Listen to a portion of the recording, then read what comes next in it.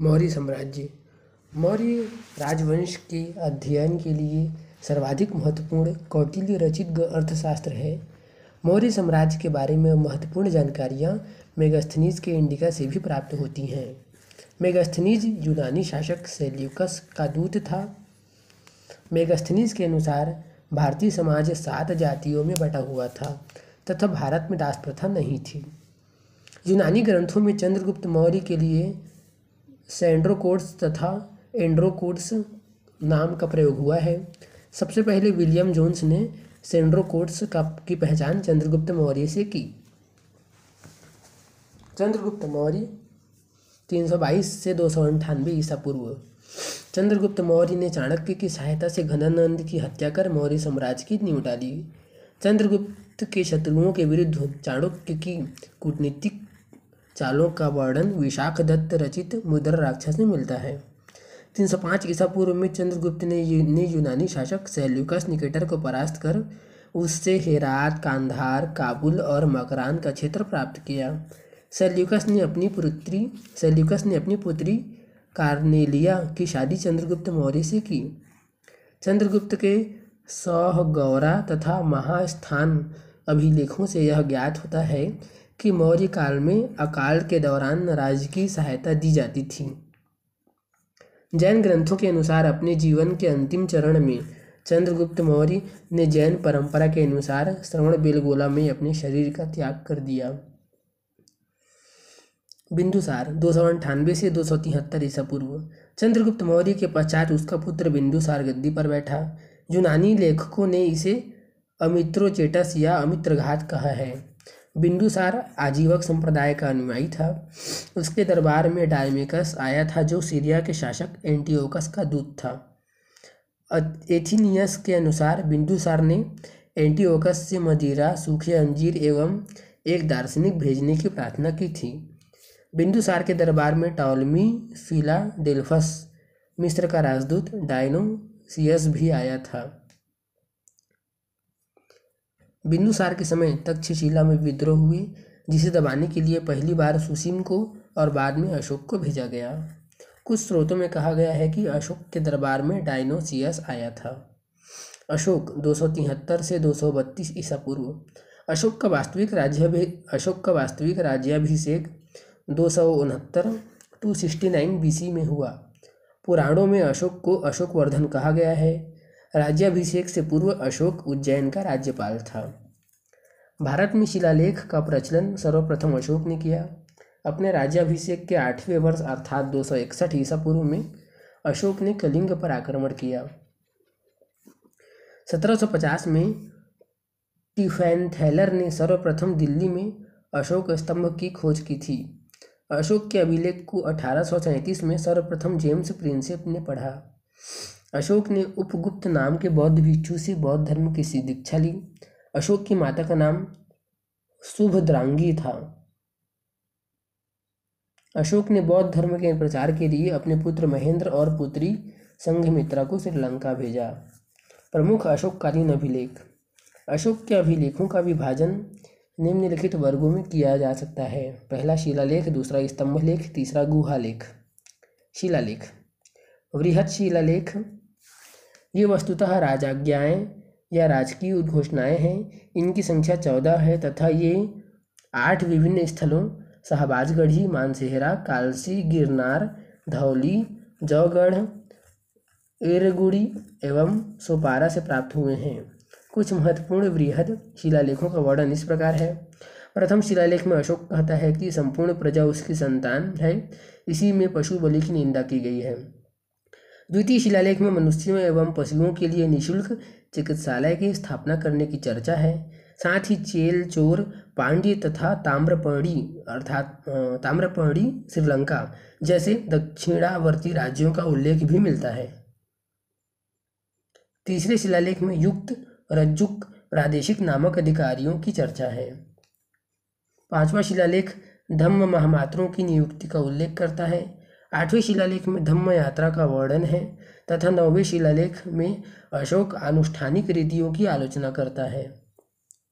अशोक के 13वें शिलालेख में प्रसिद्ध कलिंग युद्ध का वर्णन है। इसी में अशोक ने आठविक जातियों को चिताया है। 13वें शिलालेख में निम्नांकित पड़ोसियों की चर्चा है। सीरिया का राजा एंटियोकस द्वितीय, मिस्र का शासक टालेमी सेकंड फिलाडेल्फस, मकदूनिया का राजा एंटिगोनस, सीरिन का राजा मगस, एपिरस का शासक एलेक्जेंडर।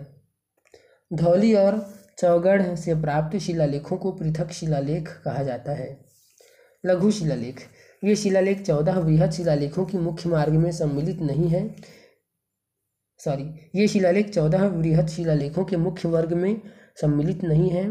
ये शिलालेख विभिन्न स्थलों से प्राप्त हुए हैं, यथा ब्रह्मगिरी, रूपनाथ, मास्की, उदगोलम, भाब्रू, नेट्टूर, गुर्जरा आदि। मास्की, गुर्जरा, उदगोलम तथा नेट्टूर लघु शिलालेखों में अशोक नाम का उल्लेख है, जबकि अन्य शिलालेखों में अशोक का नाम देव नाम पियदस्सी मिलता है। भाब्रू लघु शिलालेख अशोक की बौद्ध धर्म में आस्था के संदर्भ में सूचना देता है। स्तंभलेख, दीर्घ स्तंभलेख, इसके अंतर्गत 7 राजाज्ञाएं या प्रज्ञापन हैं जो स्तंभों पर उत्कीर्ण है। इनमें से 7वां लेख राजाज्ञा सर्वाधिक लंबा है। ये स्तंभलेख विभिन्न स्थलों से प्राप्त हुए हैं, यथा प्रयाग स्तंभलेख, यह पहले कौशाम्बी में स्थित था। इस स्तंभलेख को अकबर ने इलाहाबाद के किले में स्थापित कराया। दिल्ली टोपरा, यह स्तंभलेख फिरोज शाह तुगलक के द्वारा टोपरा से दिल्ली लाया गया। दिल्ली मेरठ, इस स्तंभलेख को भी फिरोज शाह तुगलक द्वारा मेरठ से दिल्ली लाया गया। लघु स्तंभलेख, इसके अंतर्गत कुछ लघु राजाज्ञाएं या प्रज्ञापन है। ये विभिन्न स्थलों से प्राप्त हैं, यथा सांची, सारनाथ, कौशाम्बी, रुम्यनदेई, निगनीवा आदि। सांची, सारनाथ लघु स्तंभलेखों में अशोक अपने महामात्रों को संघ भेद रोकने का आदेश देता है। कौशाम्बी स्तंभलेख को रानी का अभिलेख भी कहते हैं। इसमें अशोक की रानी कारुवाकी और उसके पुत्र तीवर का उल्लेख मिलता है। रुम्मीनदेई स्तंभलेख से ज्ञात होता है कि अशोक ने लुम्बिनी में बलि या धार्मिक कर माफ कर दिया तथा भू राजस्व या भाग की राशि को 1/6 से घटाकर 1/8 कर दिया। चूँकि रुम्मीनदेई अभिलेख से मौर्यकालीन करारोपण पद्धति का पता चलता है, इसलिए इसे आर्थिक अभिलेख भी कहा जाता है। यह सबसे छोटा स्तंभलेख है। गुहालेख, गया या बिहार स्थित बराबर की पहाड़ी की 3 गुफाओं की दीवारों पर अशोक के लेख उत्कीर्ण हैं, जिनमें आजीविकों को ये गुफाएं दान में दिया जाने का उल्लेख है। अशोक के अधिकांश अभिलेख प्राकृत भाषा और ब्राह्मी लिपि में है, किंतु शहबाजगढ़ी और मानसेहरा की लिपि खरोष्ठी है।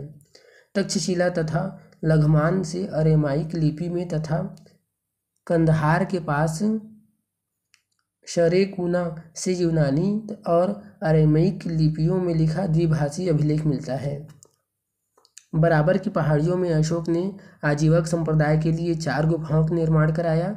अशोक के उत्तराधिकारियों में दशरथ ने भी देवनाम्पी की उपाधि धारण की तथा नागार्जुनी पहाड़ी में आजीवक संप्रदाय के लिए गुफा बनवाई।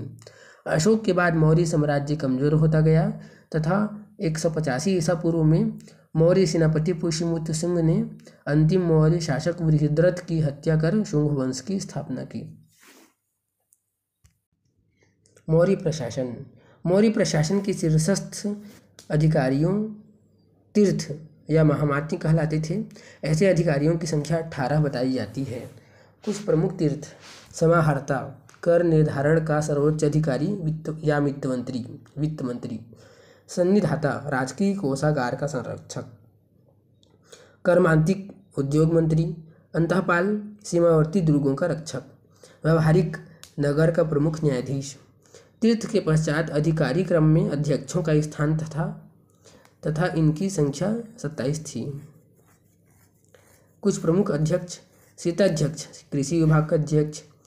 पौत्वाध्यक्ष, मापतौल का अध्यक्ष। लक्षणाध्यक्ष, मुद्रा टकसाल का अध्यक्ष।